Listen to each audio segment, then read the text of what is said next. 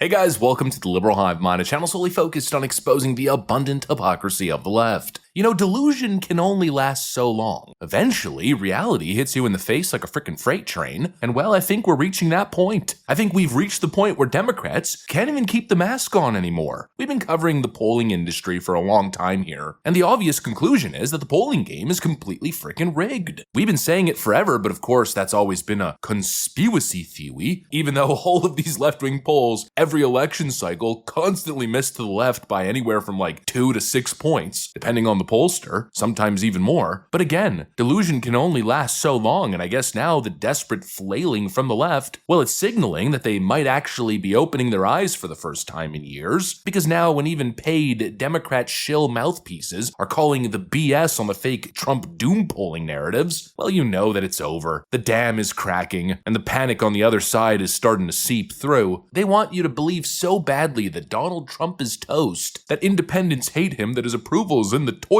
that the Democrats have it easy. It's a layup moving into the next election. But if you take 5 minutes to actually look at the data, at the real aggregates, and not the cherry-picked activist polls, well, it becomes very apparent, very obvious, very quickly that they're full of you-know-what. And now that they're panicking, it's another I told you so moment. The polls are rigged. They are fake. Let me show you guys exactly what's going on. We got some stuff to get into, so let's roll the tape. Alright folks, so let's start off with this clip right over here. We've got Chris Matthews here, longtime MSNBC DNC shill. I mean, this guy's basically the embodiment of a butthurt liberal. And well, take a look at what he just said. To be honest with you, the country is moving towards Trump. I mean, these polls that come out and show him not doing well, I don't buy that. His strength is still greater than the Democratic strength. He is a stronger public figure than the Democratic people. I mean, Obama still has tremendous charisma, but Trump has strength. And I think that's what all voters look for. But they wanted a president who is a strong figure, and he's got it.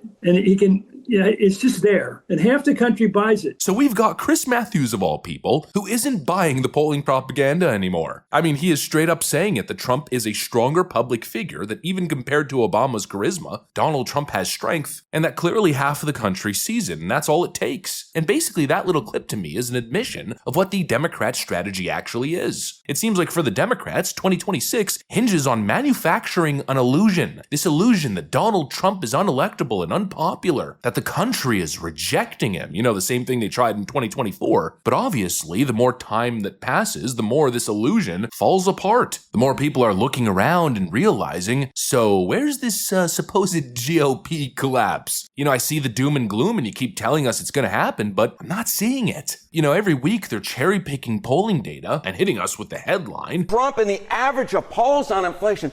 Oh my goodness gracious, minus 45 points. I never thought I'd see the day, especially this early on in the Trump administration. The issue that in large part got him elected is at this point the issue more so than any other that is dragging him down. If this is what we have on midterm day come 2026, I can promise you this. The Republican majority in the House, you can wave adios amigos, goodbye to it, because Republicans, simply put, can't win with this number. Every leftoid and their mother all over social media is posting that clip. Oh, it's over. It's totally over for Donald Trump and the GOP. And while you've got all these leftoids going through all the numbers, trying to find the numbers that correspond to their bias, all these big brain leftoids on social media, digging through the haystack to find the doom and gloom anti-Trump needle, at the end of the day, you don't need to do all that work. It's a waste of frickin' time. Actually, it's pretty damn simple. I've been doing this for a while and I've had relative success in terms of predicting election outcomes and just getting a gauge of where the country is going. And I'm not doing all of this complicated crap. No, what I do is actually really simple. I go to Google and I type RCP and then click enter and then go to the polling averages and boom, where's the doom and gloom?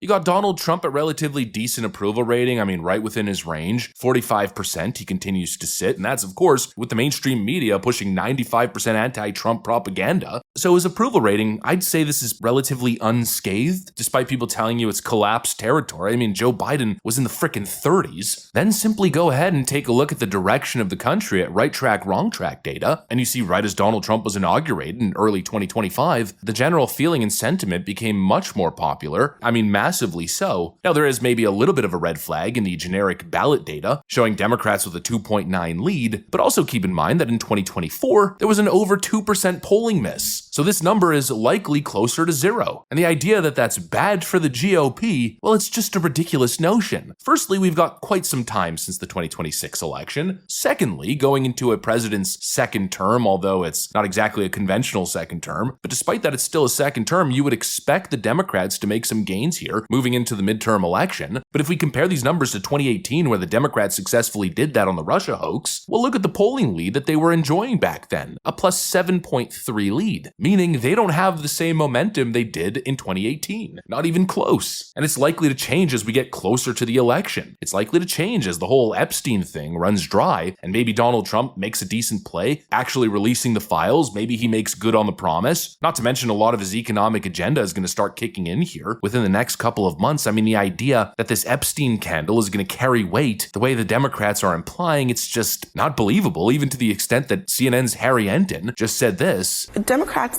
I mean, they are certainly jumping on the political bandwagon on this, but the anger, I don't know that the anger is on the Democratic side, even in light of that. The anger is very clearly on the conservative side. It is absolutely on the conservative side. Look, this, in my mind, for Democrats, it seems to be largely a political play, right? But low-hanging fruit. Low-hanging fruit. It's just an easy thing. An easy thing. But they finally have an issue that seems to unite their party, which has been very much divided to historic levels since the election, and one that actually divides Republicans who have been historically united since the election. So, of course, as a political play, Democrats are going to make it. But whether or not their heart is truly in it, well, let's just say I'm a little suspicious. The move largely seems like a political play, and whether or not their heart is truly in it, I'm a little bit suspicious. Yeah, no kidding. People can obviously see the hypocrisy. And let's not forget that months ago, these same networks were essentially calling the Epstein files a total nothing burger as it relates to Donald Trump's connection. When it comes to the Epstein files, Epstein lists, whatever folks want to call it, it doesn't actually matter what it is in reality. I mean, there have been names that have been associated with Jeffrey Epstein that have been released through court. Trump's name came out in documents last year, but there was absolutely no accusation of wrongdoing on Trump's part whatsoever. But his name was as somebody who knew Epstein. What is most important, though, is what people in the MAGAverse imagine what this list is to be, right? And this, they imagine, is a list of all the bad people who went to Epstein's Island and who, abused young women and did other criminal things. But now they're pretending as if this is their moral crusade, as if this is their golden ticket to 2026 success. Please, give me a freaking break. It's pathetic. They just think the Epstein thing is their new trump card. But let me tell you, it very clearly isn't. The Democrats have put so much effort. I mean, just think about the last 6 months. It's been psyop after psyop, these massively funded nationwide protest events. They've made so much noise. They've had the media drum up so much fake controversy. They've done so much in 6 months. And in generic ballot data, they're up 2.9 points. They've secured absolutely no momentum. And as we move closer to 2026, if Donald Trump starts scoring some political wins and economic wins, that number will continue to shrink. In fact, it might even flip. And considering the redistricting happening in Texas and everything else, the Democrats might not even have enough momentum to do what's historically expected, and that's flipping the House in the first midterm. This is a party in full-on collapse, and could you imagine how much worse it would be if they didn't have the mainstream media constantly working on their behalf? Could you imagine if there was nightly coverage in the same way of the Democrat polling collapse? It feels like every few weeks a new polling organization comes out with a poll saying Democrats are at the lowest level they've ever been, and the latest was Wall Street Journal. Democratic approval ratings hit a record roll, 63 of voters having an unfavorable view of your party. What does your party need to do to climb out of that? I haven't seen polling that shows the president at 90% of anything. With Republicans. Some small slice of Republicans. Even his base is getting very upset with him over Epstein and the conspiracies and the failure to be transparent. What do I make of that Democratic, the poll? Yes, we're in the doghouse yet again. What I see and what I hear from my constituents, everybody is anxious, upset, worried. They're worried about Gaza. They're worried about war crimes in Ukraine. They are worried about tariffs. They can't plan because businesses can't plan.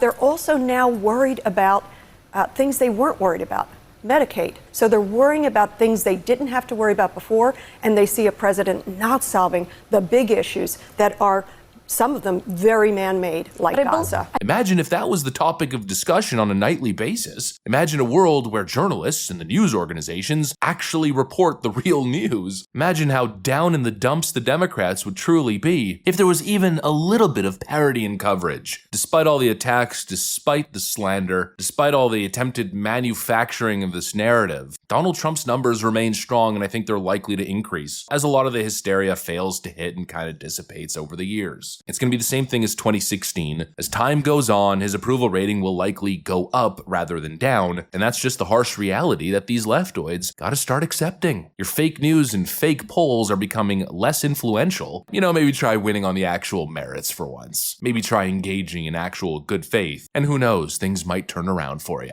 Anyways, that's pretty much what I got for you guys. Hopefully you enjoyed the video. If you did, make sure to leave a like and possibly subscribe. Thanks for watching, and I'll see you on the next one.